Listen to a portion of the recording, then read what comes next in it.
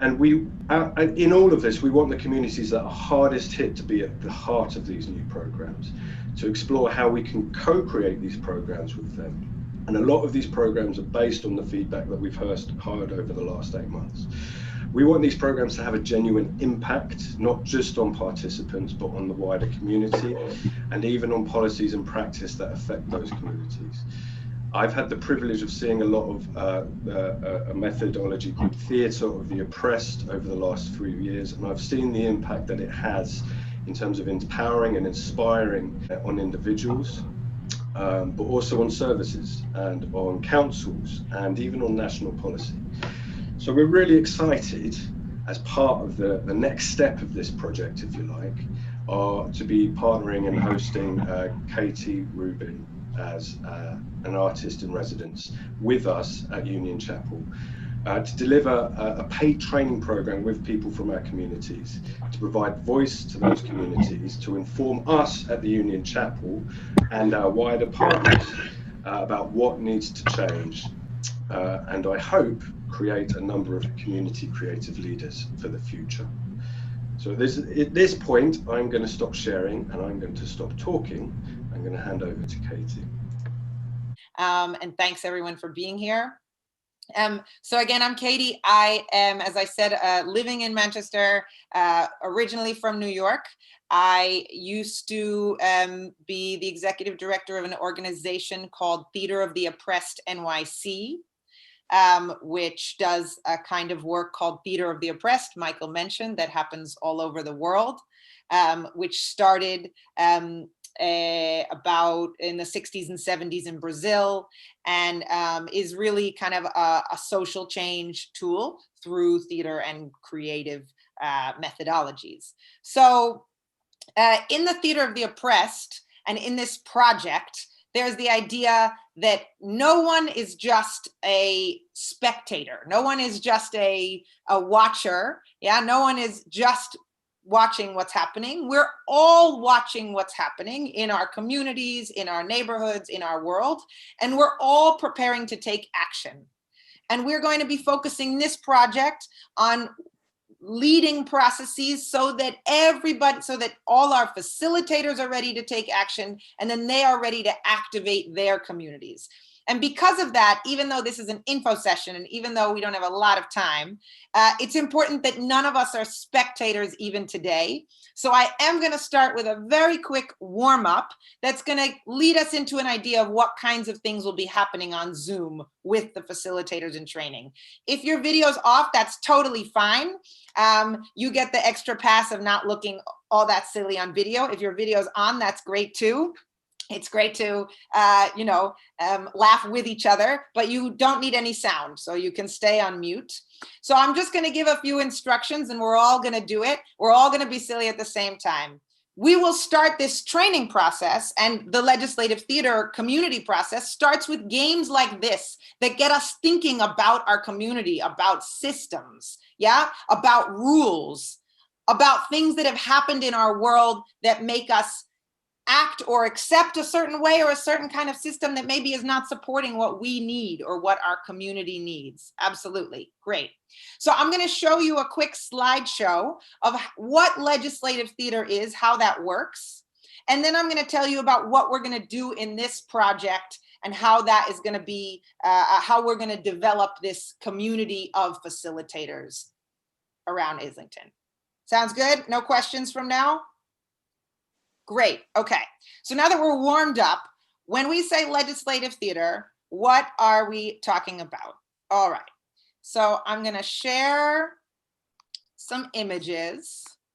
Everybody can see that? Yeah. Great. Okay. So some of these images are from my work in New York City. As I said, I used to run an organization called Theatre of the Oppressed NYC. I have been here in the UK for more than a year now, specifically working in Greater Manchester with the Greater Manchester Combined Authority and Homelessness Action Network to use legislative theatre as a way to co-produce the homelessness prevention strategy over the next 5 years for the entire GMCA Combined Authority. And I can tell you a little bit about that and what we're accomplishing in the sense of what we think we might or hope to accomplish with this project too. So legislative theater, another way to think about it is watch, act, vote. If you see those graphics. And it's a community policy change process, a community advocacy process. Starts with bringing lots of organizations or stakeholders, activists together, like we're even doing today in this info session, right? So if we were going to, and when we do have a show in the spring or an event that we hope will be in person, but even if it's online, it's about bringing stakeholders together who have information. And all those stakeholders become spect actors, people who watch and people who take action, not just audience members. So this is an audience warming up before a show. All of this looks like way back in our past life when we were all sitting next to each other, but hopefully again by spring. And the show, the creation, the legislative theater, is a play that's built by communities facing oppression or communities facing a challenge, right? That affects all of them in some way.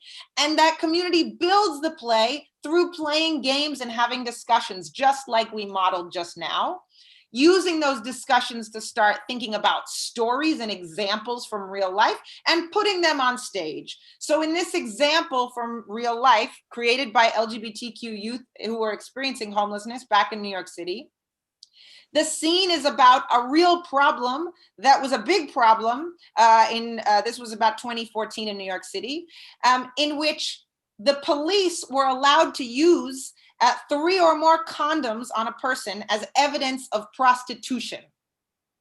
Now, young people who were experiencing homelessness, particularly queer young people, were being given condoms at support organizations and housing. So they were being given condoms when they would leave, and then the police would open their wallet, as you see in this picture, and say, you have more than 3 condoms on your person, we can arrest you. So this is an example of a structural problem that we brought to the stage and then brought stakeholders in to say, this is a problem. It cannot be resolved by just even raising awareness, certainly not by one person trying to convince another. The problem needs to be changed by changing the rules. That rule in the New York City Police did change in the next 2 years, partly influenced by the advocacy from this event, as well as advocacy from lots of our partners. I can tell you more about some change. But the play happens, that's not the end. After the play happens, this is young people doing a play about over-policing in schools. The audience, the spect actors who are warmed up, come and try an idea, anything. With the actors, they improvise in the role of the person facing the problem. And then we talk about, what would it take to make that idea possible? What is standing in the way? And whatever is standing in the way of that idea, or whatever that idea inspired, we call that a policy or a new rule. And then everyone in the audience gets to write new rules or policies together. These are young people coming up with policy proposals inspired by the audience's ideas. And then it's not enough to do all that. We also have to invite the decision makers in to the space to take action on those proposals.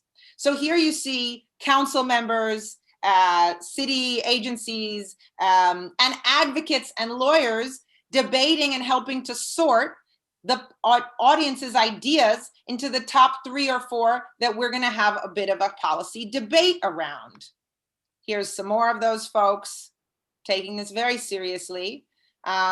Because I think, you know, what we're hoping to present here is the idea that, and which is an idea that's really catching on across the UK right now, is that democracy has to be participatory.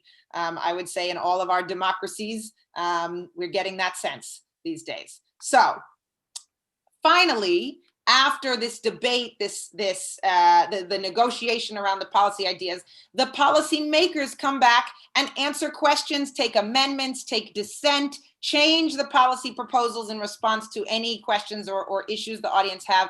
And then there's a vote. But the vote is not the end. There's no end, obviously, to structural change, really. But this has activated community members to then go out and call for those changes, right? Put pressure on the decision makers to make those changes, because they've all been in this creative and joyful and generative space together, and there's been some accountability, some promise of change. So that means using these creative tools. This is a poem at a rally for Half Price Transit.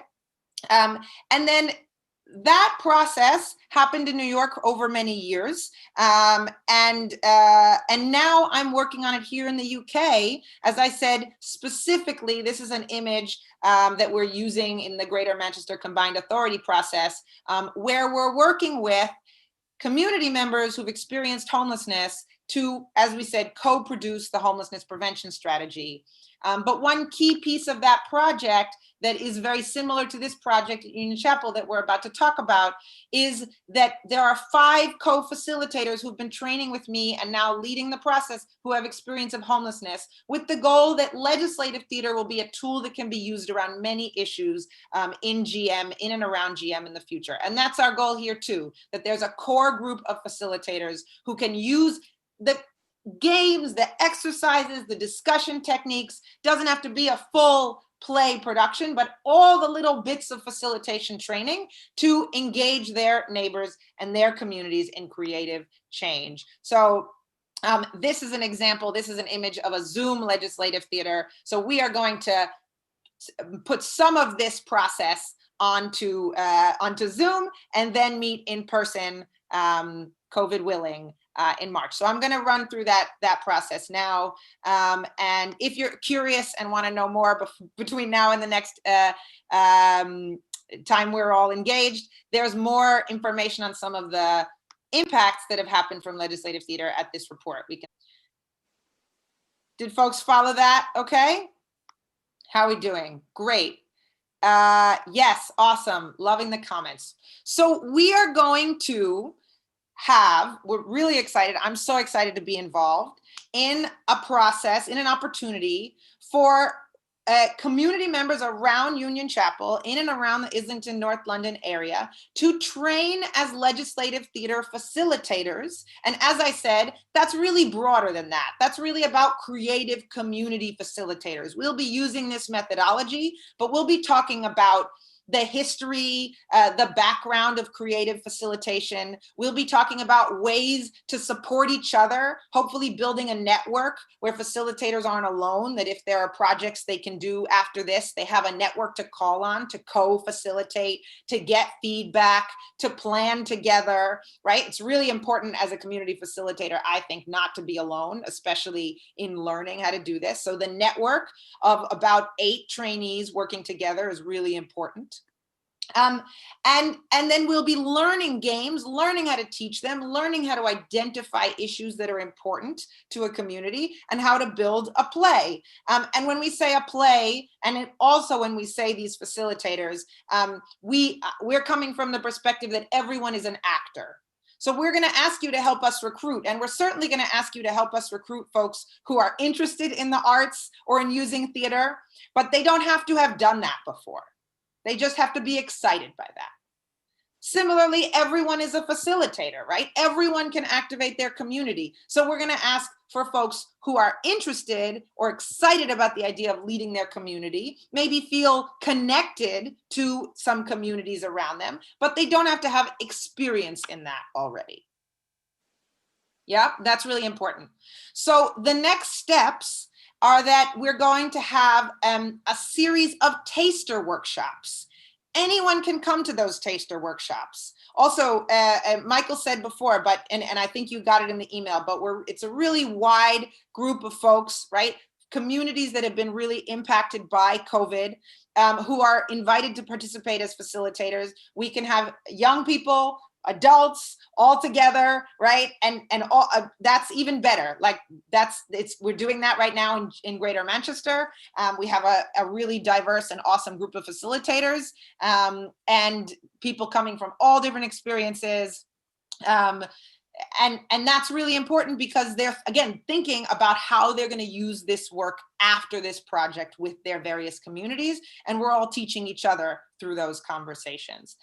So those workshops, we're going to follow up with information about them, how you can get the word out. But just as a reminder, 2 weeks from now, on the Thursday, the 10th of December, 6:30 p.m., and Friday, the 11th of December, 10:30 a.m. And don't worry, this is all going to come back to you again. Those are online workshops. So we'll be online, we'll be on Zoom, and we'll go through a little mini session of what is this, but more of a workshop, less talking, more playing. So people can get a sense, do I want to think about leading this? And am I interested and able to commit the time? This facilitator training process is going to be over at least 8 weeks, starting in January, meeting more or less every week, or generally about 8 sessions for a couple hours each time, but it'll be a big commitment. There'll be, you know, thinking, practicing in between, there'll be some communications. The folks will be working with me and Priyanka, who introduced herself before, who will be supporting with access and reminders and support. And this time is paid. Yeah, we're paying at £11 London living wage for all the time. And that's really important because I think that a facilitator, well, is work and is key work, right? Creative community facilitation towards social change. And we need to support people in being able to do that work. The taster workshops are not paid, but we do have workshops in person on the 19th of December. The timing is still to be exactly fixed, but around the 19th of December, which is a Saturday, and there's travel expenses for those. So we're trying to make sure that as much as possible, accessibility is covered. And if folks have other access needs, we will do our absolute best to work with them and support everyone in participating fully. So 2 online taster workshops and 2 in person, and those are open to everyone. Okay, really, like, maybe I want to be a part of this. I don't know. I just want to have some fun. I'll come to a workshop, because there's going to be even other ways to get engaged in this process if those folks don't decide to ask to be.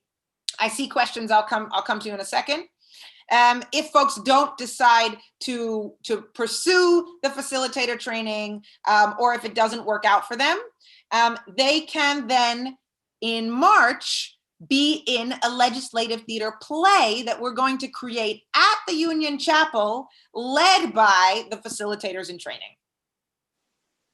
So, and that will be really about issues that we want to bring up in Islington. We'll be working with the Islington Council, so very excited for that. And any other stakeholders, decision makers, we don't know the issues yet. It might be about community resources. It might be about the use of cultural spaces for community spaces, just like Union Chapel is working on. Might be about accessibility, all kinds of things, right? The issue area.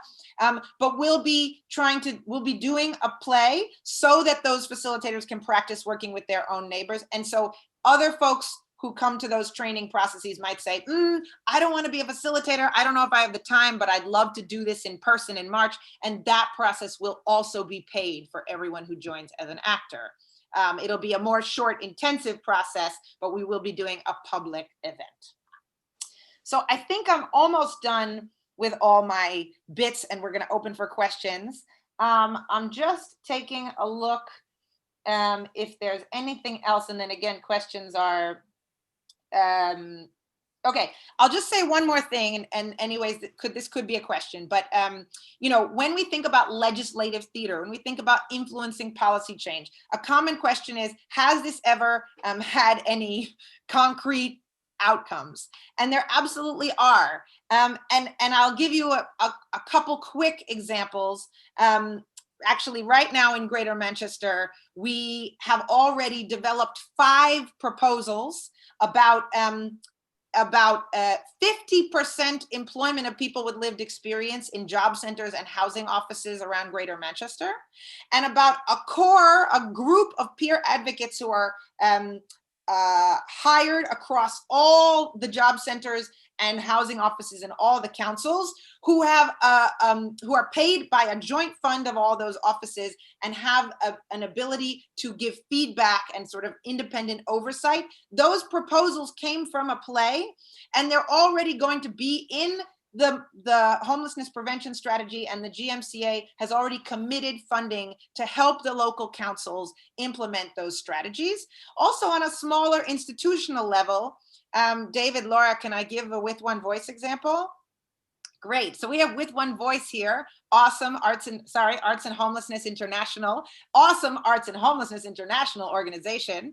And a few years ago, actually, just when I got introduced to Manchester, we did a play about artists who experience homelessness or who have experienced homelessness, participating in arts projects and not being paid or not being paid equally to the so-called quote unquote professional artists, or the artists who had not experienced homelessness in those projects. And we talked about all the problems with that. and also, relatedly, right, artists who've experienced homelessness having their work exploited for the purposes of a charity. And out of that, and the policy proposals that came out and the discussion, With One Voice, Arts and Homelessness International also changed their own policy about paying artists and about making sure that there are at least 50% artists with experience of homelessness in any project and that they're paid equally. So that is an example of a small scale or an institutional policy change that actually has a large scale, I'd say, impact. And those are the kinds of impacts that we hope we can have with the play, that these facilitators in training will come up with, and moreover, in the future, that these trainees will be able to do themselves. So I'll stop now and open up for any questions about the project, you know, how to recruit, what the process is, anything else you'd like to know.